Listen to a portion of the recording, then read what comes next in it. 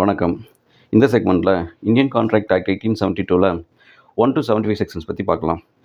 எதனால் இந்த 1 to 75 செக்ஷன்ஸை தனியாக பார்க்குறோன்னா, இந்த 1 to 75 செக்ஷன்ஸை தான் கான்ட்ராக்ட் 1 தனியாக பிரிச்சுருக்குறாங்க. இன்னும் கொஞ்சம் தெளிவாக தெரிஞ்சுக்கிற மாதிரினா, நம்ம இந்தியன் கான்ட்ராக்ட் ஆக்ட் 1872 2 பெரும் பிரிவுகளாக பிரிச்சுருக்குறாங்க.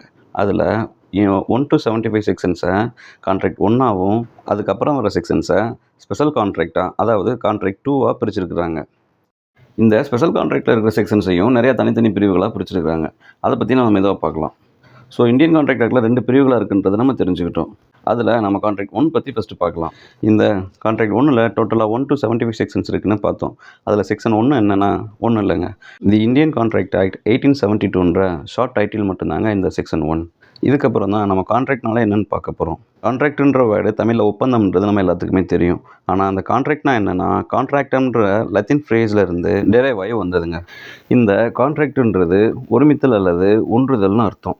ஒரு கான்ட்ராக்டுன்றது என்னென்னா, சட்டத்தால் செயல்படுத்தக்கூடிய ஒரு அக்ரிமெண்ட்டே கான்ட்ராக்டுன்னு சொல்கிறாங்க. அப்போது ஒரு அக்ரிமெண்ட்டுன்றது என்னென்னா, 2 அல்லது அதற்கு மேற்பட்ட நபர்களுக்கு இடையில் ஒரு பொருள் சம்மந்தப்பட்டு ஒரே எண்ணத்தோடு ஏற்படுத்தக்கூடிய உடன்பாடு தான் அக்ரிமெண்ட்டுன்னு சொல்கிறாங்க. ஸோ ஒரு அக்ரிமெண்ட்டில் 2 தரப்புகள் இருக்காங்கன்னு தெரிஞ்சிருச்சு. 2 நபர்கள் இல்லை, 2 தரப்பு, 2 பக்கம் 2 பார்ட்டி இருக்காங்கன்னு தெரிஞ்சிருச்சு. ஒரு எக்ஸாம்பிளுக்கு, ஒரு பொருளை விற்கிறவங்களும் ஒரு பொருளை வாங்குறவங்களும் வச்சுக்கிடுவோம். இதில் விற்கிறவர் அந்த பொருளை 100 ரூபாய்க்கு விற்கிறதா அவர் அறிவிக்கிறாரு. அப்போ அதை சம்மதம் தெரிவித்து வாங்குறதுக்கு வராங்களே, அவங்க தான் மறுதரப்பு, ஆப்போசிட் பார்ட்டி. அந்த வாங்குகிற நபரும் அவர் மனசுக்கு பிடிச்சி அவருக்காக தான் வாங்குறாரு, யாரோட வற்புறுத்தலின் பேர்லேயும் வாங்கலை. இதில் விற்கிறவர் அறிவித்த 100 ரூபாயின்ற பணத்தை சம்மதம் தெரிவித்து வாங்குறவரும் அதை அவருக்கு மனசுக்கு பிடிச்சி வாங்குறாப்புல. இந்த 2 பேருக்கு நடுவில் சம்மதத்தோடு நடக்கிற செயலைத்தான் அக்ரிமெண்ட்டுன்னு சொல்கிறாங்க. இப்போது நம்ம பார்த்த விஷயங்களை இந்தியன் கான்ட்ராக்ட் ஆக்டோட செக்ஷன்ஸில் ஒன்று பார்க்கலாம்.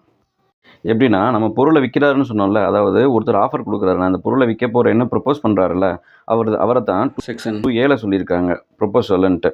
என்ன சொல்லியிருக்காங்கன்னா, ஒருத்தர் இன்னொருத்தர்கிட்ட ஒரு செயலை செய்கிறதாவோ இல்லை செய்யாமல் இருக்கிறதாவோ சொல்லி அவரோட சம்மதத்தை பெற விரும்புகிறதே ப்ரொப்போசல்னு சொல்லியிருக்காங்க. அதை பொதுவாக நம்ம ஆஃபர்னும் வச்சுக்கலாம். அப்போ அந்த வாங்குறவர் இருக்கார்ல, அவரை தான் செக்ஷன் 2B சொல்லியிருக்காங்க. என்ன சொல்லியிருக்காங்கன்னா, யாரோட சம்மதத்தை பெறதுக்காக அந்த ப்ரொப்போசல், அதாவது ஆஃபரை கொடுத்தாங்களோ அவர் அந்த ஏற்றுக்கிற செயலை தான் செக்ஷன் 2B சொல்லியிருக்காங்க, அக்செப்டன்ஸுன்ட்டு. இந்த 2 பேரும் நடுவில் நான் விற்கிறேன்னு சொல்கிறவரும் வாங்குறேன்னு சொல்கிறவரும் சும்மா பேசிட்டு அப்படியே போயிட போகிறது கிடையாது.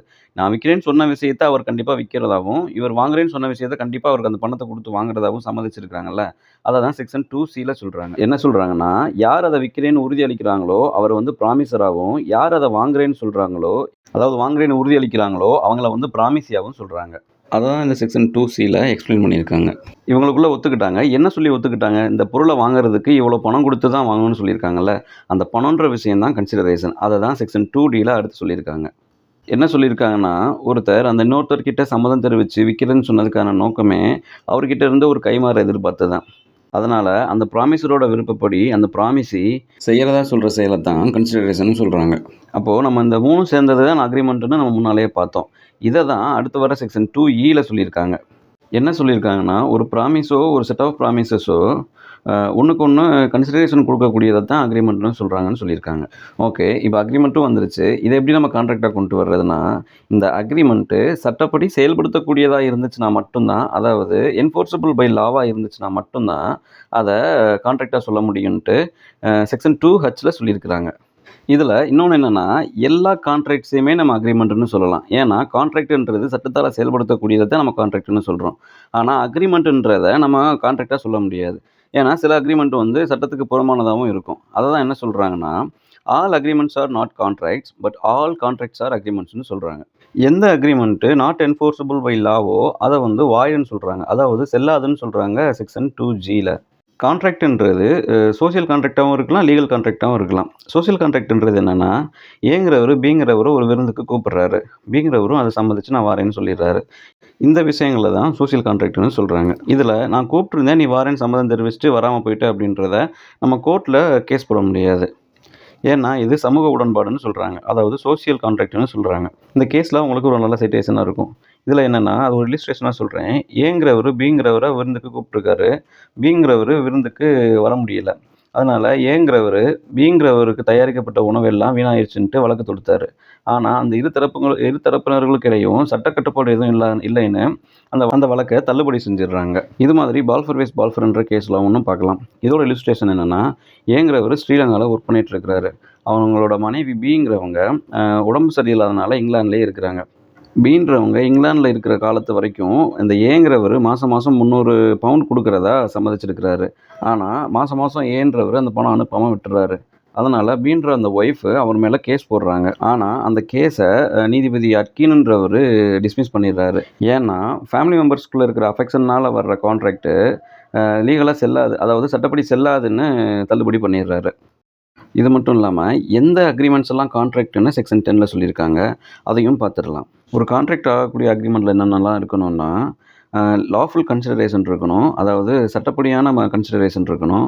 லாஃபுல் ஆப்ஜெக்ட் இருக்கணும், அதாவது சட்டப்படியான நோக்கம் இருக்கணும். அடுத்து அந்த கான்ட்ராக்ட் போடுற சம்மந்தப்பட்டவங்க அந்த கான்ட்ராக்ட் போடுறதுக்கான தகுதியில் இருக்கணுன்றதும் சொல்கிறாங்க.